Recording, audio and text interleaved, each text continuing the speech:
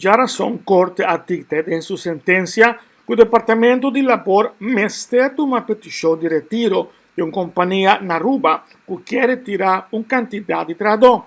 Um caso que cria jurisprudência para futuro caso eventual. Nós donamos uma pida de uma conversação com o advogado David Koch. Riba é tema interessante aqui. E resto, pode escutar ele completo amanhã.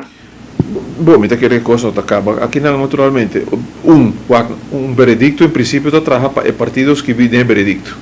Pero me está contento com a postura do governo que não vai ser solamente para o cliente específico aqui, mas vai ser para tour, visando se me trata, se de uma certa maneira, me trata tu gente, se de elogiar naturalmente, se está bom.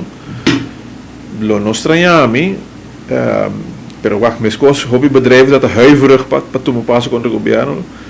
Não estranha-me que o tem base para vir com outro sorte de claims.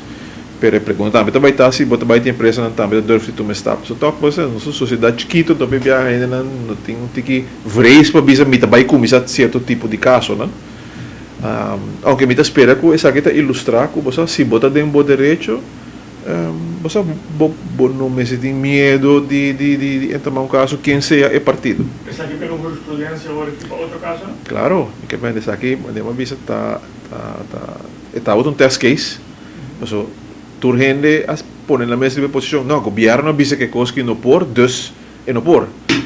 De sentido, está outro test case, que caso que sale favorável para o cliente. Pero também está um test case puro legal, não? Dus não é uma questão het ging niet over de feiten, maar het ging over het recht. Het sistema legal.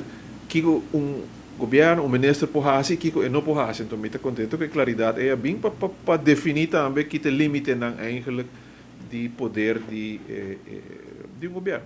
Amanhã nós temos reportagem completo. A metade título Clay, notícia clara.